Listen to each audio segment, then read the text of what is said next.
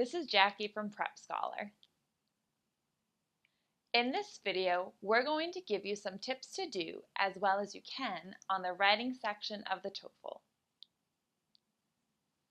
On the writing section, you'll be asked to do two different tasks. One is an integrated task and one is an independent task. Here, we're just going to focus on the integrated task. We'll talk about the independent task in another lesson. On the integrated task, you will be asked to read a short passage on a topic, listen to a lecture on the same topic, write an essay on the passage and the lecture. That sounds like a lot to do. This is a challenging question because it tests our reading, our listening, and our writing. So lots of students are worried about the integrated writing section.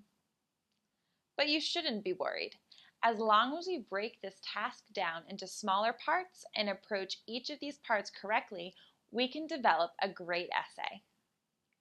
This lesson will explain how to do that.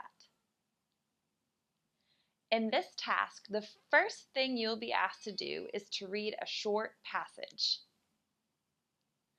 This passage will normally be about 2 paragraphs long, and you will have 3 minutes to read it. If you don't finish the passage, or if you don't manage to understand everything in it, that's okay. The passage will be displayed again when it's time for you to actually write your essay. Still, you should try to read the entire passage during the 3 minutes. In addition, you should try to take some short notes on the main points of the passage. These notes will be very helpful in getting you ready to take notes on the lecture that you will hear next. After 3 minutes have passed, you will listen to a part of the lecture. This lecture will be on the same topic as the reading, but it will normally somehow challenge the reading. It might challenge claims made in the reading, or it might give solutions to problems that were raised in the reading. It is important to keep track of how the lecture challenges the reading. The question will normally ask us about that, so we want to keep track of those challenges as we listen to the lecture. How do we do that? We take good notes. You will not get another chance to listen to the lecture, so be sure to take as many notes on the lecture as you can.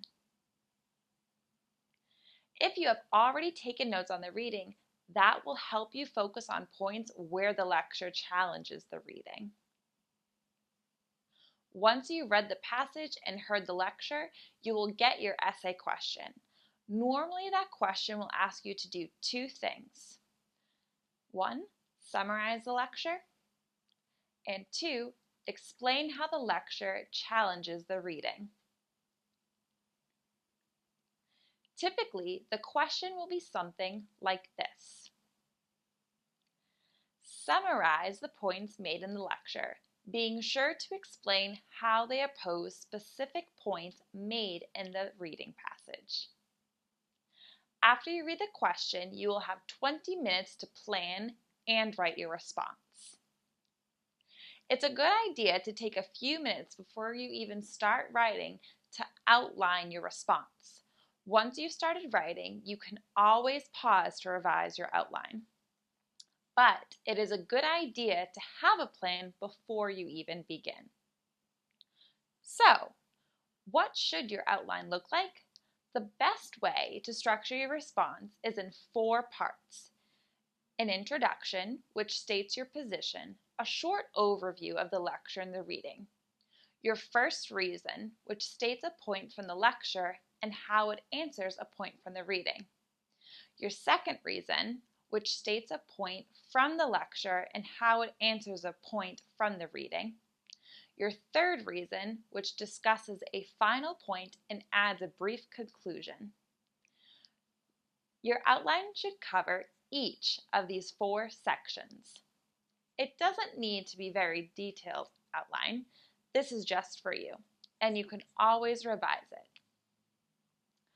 But it's a good idea to have at least a basic outline before you begin writing.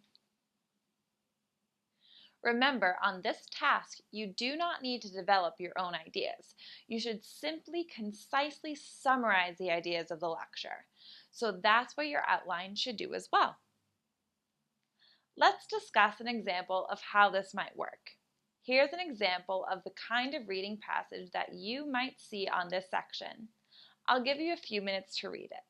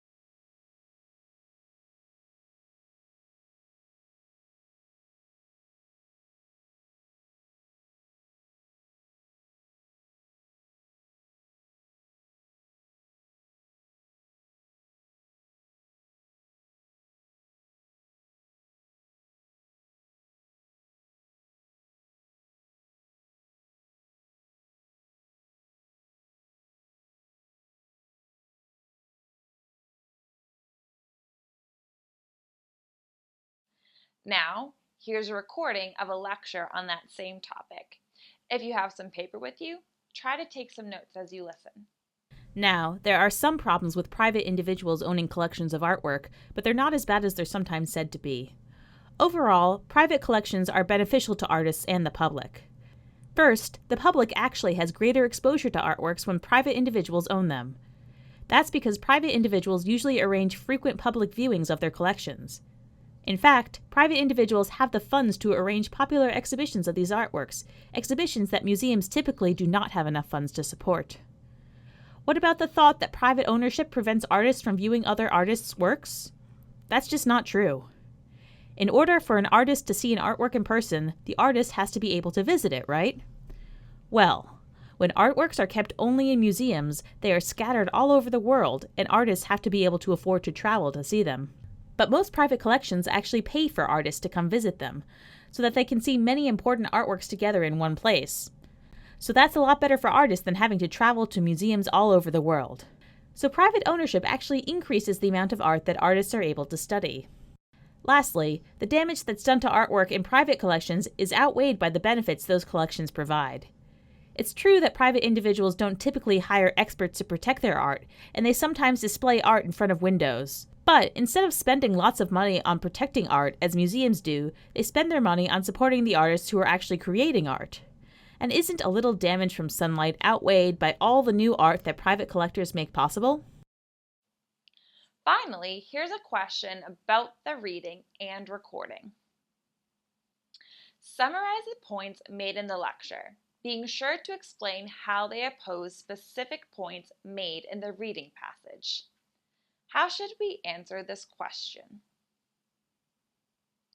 Well, first of all, as we said, we should make an outline. Our outline for the reading and recording we just heard might look like this. Position. Private art collections are beneficial for public and artists. First reason, allow public to see art rather than preventing it. Second reason, help artists to study art rather than preventing that. Third reason, don't preserve art, but spend money on promoting art. Now, let's talk about actually writing the essay. For the integrated writing task, it is suggested that you write 150 to 225 words. So you should aim to write somewhere in that range. So you shouldn't write less than 150 and you shouldn't write more than 225 words either. You won't get extra points for extra words. Aim to spend 50 words or less on your position. For example, your essay on the question we just discussed might be something like this. The lecturer explains the benefits of the collections of artworks owned by private individuals. According to the reading, these collections are harmful to the general public, artists, and artwork. But the lecturer explains the ways in which these are actually aided by private collections. Once you have stated your position, the rest of your essay will give your reasons for that position. If you have prepared a good outline, you should already know what those reasons are. Now you just have to write about them. Remember to provide details about what the lecture says. Since you can't listen to the lecture again, it is important for you to have taken good notes so you can use them now. For each of your reasons, you should write 50 words, and it's all right if you write a little more than that. The reasons are the most important part of the essay, and they are there where you should do your most writing. Here are what your 3 reasons might look like for the question we're discussing. According to the reading, private collections prevent the public from viewing artworks. But the lecturer explains that this isn't the case. In fact, private collections typically display their artworks to the public, and they can fund public exhibitions that most museums can't afford.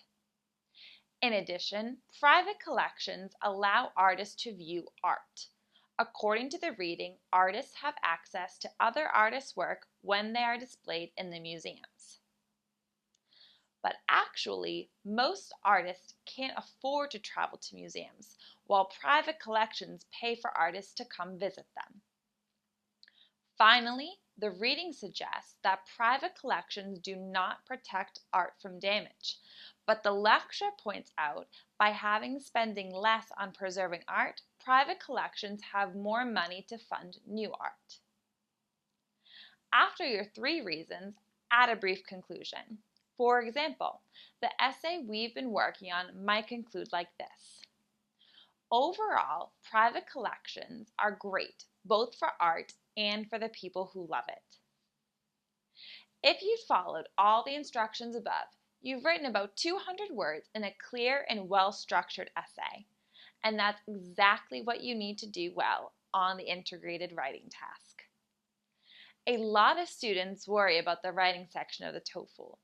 But in this lesson, we've shown that if we approach it step by step, we can write a great essay. At Prep Scholar, we want to help as many students as possible do as well as they can on the TOEFL. So we've developed a completely new kind of TOEFL course, one which can help you improve your score on all 4 sections of the TOEFL. Try it now at toefl.prepscholar.com. Thanks for watching, and be sure to subscribe to get the next lesson from Prep Scholar.